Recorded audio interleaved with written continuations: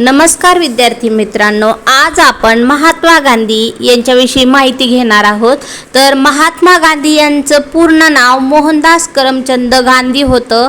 त्यांचा जन्म 2 ऑक्टोबर 1869, त्यांचा मृत्यू 30 जानेवारी 1948। भारताच्या स्वतंत्र संग्रामातील प्रमुख एक नेते, तत्वज्ञ व एक वकील होते। महात्मा गांधी वयाच्या 78व्या वर्षी पर्यंत जगले। महात्मा गांधीची चळवळ, भारतीय स्वतंत्र लढा, त्यांची संघटना अखिल भारतीय काँग्रेस, प्रमुख स्मारके राजघाट, धर्म हिंदू, वडील करमचंद, आई पुतळीबाई, पत्नी कस्तुरबा गांधी। महात्मा गांधी यांना अपत्य 4 होते, तर हरिलाल, रामदास, देवदास, मणिलाल। जानेवारी 1915 महात्मा गांधी हिंदुस्थानात आले। 1916 देशात पहिला सत्याग्रहाचा प्रयोग, हिंदुस्थानातील मजुरांना मुदतबंदीचा करार करून फिजी बेटात प्रशांत महासागर गोऱ्या मळेवाल्यांच्या शेतावर कामासाठी नेले जाई व गुलामाप्रमाणे वागवले जाई।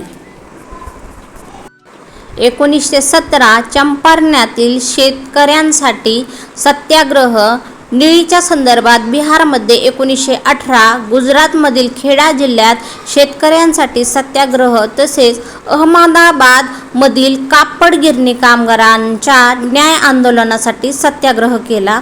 1919 कायद्याविरुद्ध सत्याग्रह, ब्रिटिशांनी राजद्रोही, बंगालच्या फाळणी, नंतर झालेले क्रांतिकारी वातावरण यासाठी आळा घालण्यासाठी एक कायदा केला। 1919चा रोलेट कायदा होता। डिफेन्स ऑफ इंडिया ॲक्ट काळा कायदा नावाने प्रसिद्ध व मिस्टर रोलेट यांच्या अध्यक्षतेखाली एक समिती नेमली। या समितीचे 2 जुलमी कायदे केले। तर ते कोणते होते? तर नंबर 1, कोणत्याही व्यक्तीला संशयावरून अटक, नंबर 2, कोर्टाने दिलेल्या निर्णयाविरुद्ध अपील करता येणार नाही। महात्मा गांधींनी 30 मार्च 1919 ही देशव्यापी हरताळाची तारीख ठरवली व मिस्टर रोलेट 6 एप्रिल रोजी मुंबईत येणार होते, म्हणून 6 एप्रिल 1919 हा रोलेट कायद्याचा निषेध दिन पाळण्याचे त्यांनी आवाहन केले। पंजाबमधील अमृतसर येथे जालियनवाला बाग हत्याकांड 13 एप्रिल 1919 रोजी घडले। त्यावेळी पंजाबचे lieutenant governor sir Michael O'Dwyer होते। त्यांनी जनरल डायरला शाबासकी दिली। या हत्याकांडात शेकडो मेली, हजारो जखमी झाली। मृतांचा सरासरी आकडा 400हून अधिक होता। प्रत्यक्षात 1000हून अधिक लोक इथे मृत्युमुखी पडले होते। जनरल डायरने 1600 फायरी झाडल्या। शेवटी दारुगोळा जेव्हा संपला, इथे दारुगडच्या जागी दारुगोळा आहे, संपला तेव्हा गोळीबार थांबला। या हत्याकांडाची चौकशी करण्यासाठी हंटर कमिशन नेमली होती।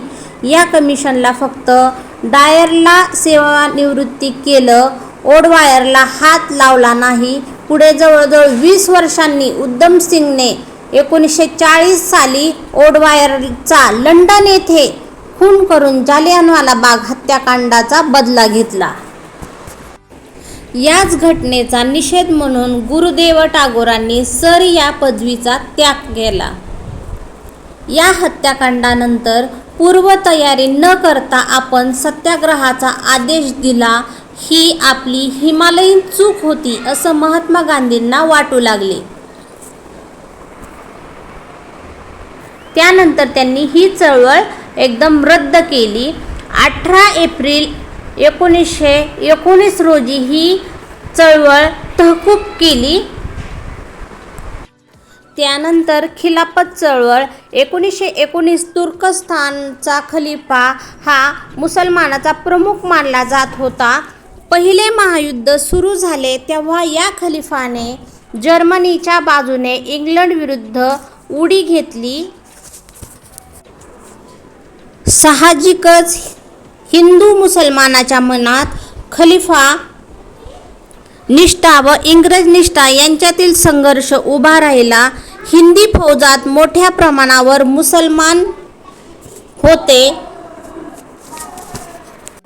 व ते तुर्की सुलतानाच्या विरुद्ध लढण्यास तयार होते. अवघड होते हे ओळखून ब्रिटिश पंतप्रधान लॉर्ड जॉर्ज यांनी युद्ध समाप्तीनंतर तुर्की साम्राज्याचे आम्ही करणार नाहीत असे आश्वासन दिले होते. मात्र प्रत्यक्षात तसे केले नाही.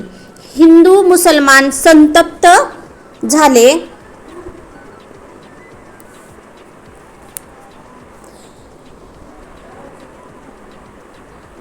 खलिफाची सत्ता पूर्ववत त्याला मिळावी म्हणून त्यांनी खिलाफत चळवळ सुरू केली.